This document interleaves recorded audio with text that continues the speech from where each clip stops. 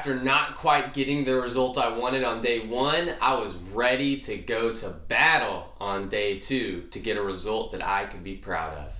Here's how it went down.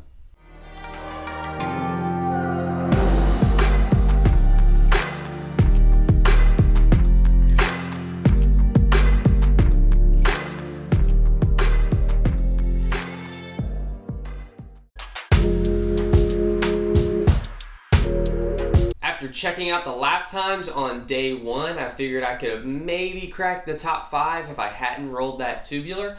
So going into day 2, I set that as my goal, top 5. But quickly started to realize that my expectations were going downhill rather quickly when I woke up on Sunday with a pretty tight chest and a runny nose and not really feeling up to the weather.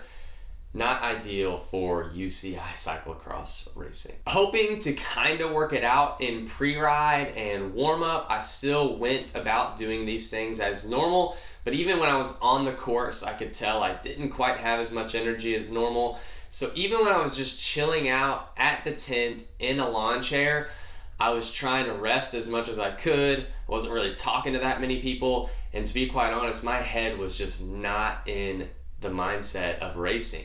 I had even for a moment there contemplated not starting because I felt so awful, but I knew how important these UCI points would be if I could even just get a few.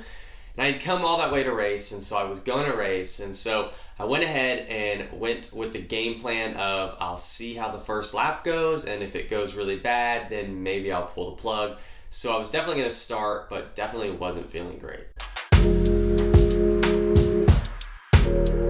So there I was on the start line of day 2 Go Cross UCI race, not feeling great, but trying to hide that from my competitors.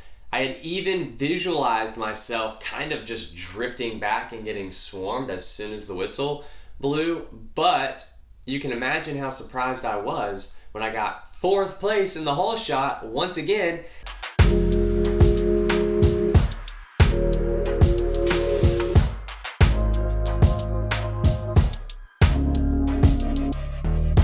And I was able to maintain it a little bit better than day 1, holding a top 5 position for almost the entire first lap.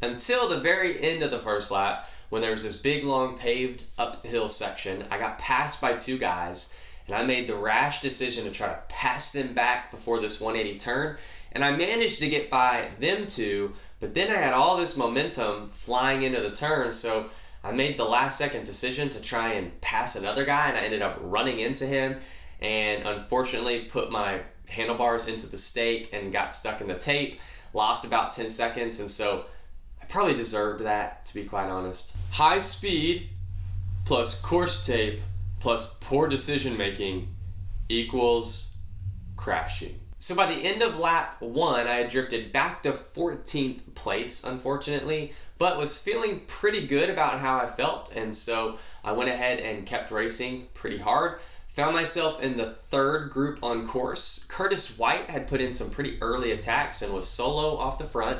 And then there was a small chase group which consisted of Lance Hayden, Scott Funston, Stephen Hyde, and Kerry Warner.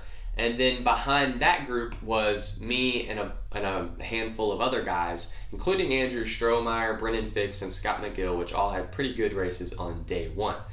So at the midway point, I noticed Strohmeyer went to the front and started to put in a pretty good effort. And I commend his effort because he dwindled our group down to only 3 riders, and he was able to bring down the gap between us and that second group consisting of Stephen Hyde and some others. It wasn't too long after Strohmeyer's really hard effort that I noticed he was starting to slow down. I guess Strohmeyer didn't have that old man strength. And so I had made the decision that I was going to get around him and put in a pretty good dig to try and make the jump to Stephen Hyde and Scott Funston, which were only maybe less than 10 seconds ahead of us at this point. And so on one of the uphill sections where the log ride down and ride up was, I put in a pretty hard effort, got around Strohmeyer on the logs, and then hit it hard on the downhill section right after that, and got a lot of momentum through the next few turns and was able to get a gap on Strohmeyer, and found myself chasing only a few seconds from Stephen Hyde and Scott Funston with only about 2 laps left of the race to go. So there I was in 6th place, chasing after 5th and 4th, which were Scott Funston and Stephen Hyde. And Stephen must have had a really big second wind because he was able to pass Scott and then get a little bit further ahead of me. So there I was chasing 5th place, Scott Funston, and knew that I was running out of time. So I put down the hammer. With about a half a lap to go, I was only a few seconds behind him, to the point where I could hear him start to make some mistakes. I heard him unclip once or twice through a couple of the technical sections, and so I put a really, really hard effort on the last steep climb, got onto his wheel, recovered for about 10 or 15 seconds while we rode through the technical wooded section, and as soon as we hit the open paved road section, I hit it as hard as I could, thinking 2 things. Either number 1, I'll gap him, which would be awesome. Or number 2, I'll at least be leading into the last few turns because it would be really hard for him to pass me between there and the finishing straight for the sprint. Luckily, number 1 worked, and I was able to get around him so fast that they didn't respond, and I opened up a gap. And that was good because I was pretty gassed, and I was able to roll it in for 5th place on day 2.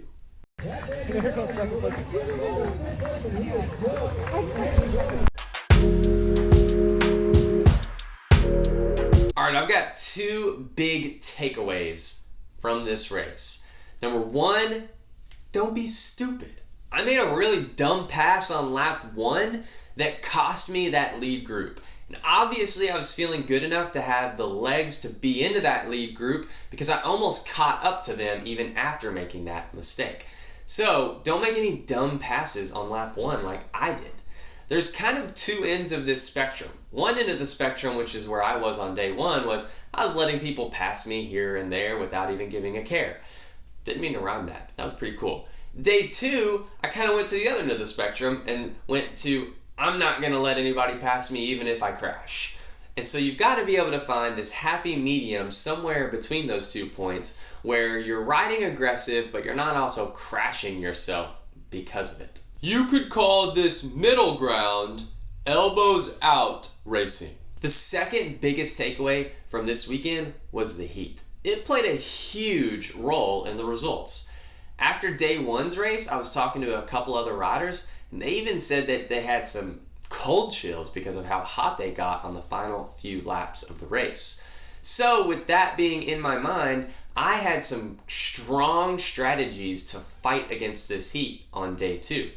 One of these strategies was ice. I wanted to make sure that we had plenty of ice at our tent during warm-up and everything like that, and we had a whole cooler full of ice. Thanks Kevin Brotetic for getting all that ice and making sure we were ready to go. So I raced with a giant ice sock on my back, which I didn't do on day 1. And then a little tip from my buddy Scott McGill, I put ice in my pockets right here and right here, right above my kidneys, which actually made a pretty good difference. So on the start line, I probably had a pound of ice drenched on me. It was so bad that it was dripping onto the ground below me. Did you know that peeing your pants actually reduces core temperature? The second big strategy or change that I made for day 2 was I decided to go with a bigger bottle because it was insulated. And I still filled it with my Flow Formulas lemon lime with caffeine. Caffeine has been proven to improve performance.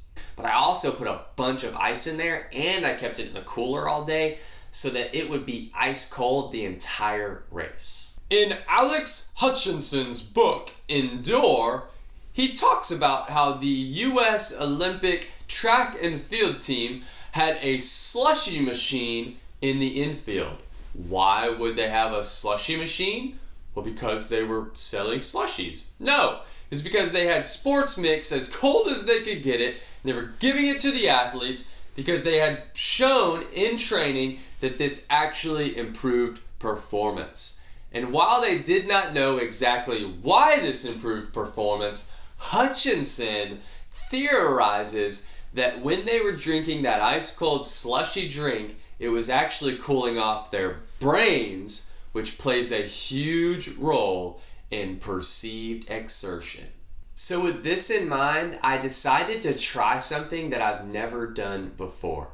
I had decided that I was going to try and hold that ice cold liquid from my bottle in my mouth for as long as possible on the start-finish stretch every lap in an attempt to cool off my brain. Call me crazy, and you could even say it was the placebo effect, but I think it worked because I never felt overcome by the heat on day 2. And I even felt like every time I did that, I was pressing like a reset button, because that first half lap of the lap after I did that, I felt really refreshed and ready to go.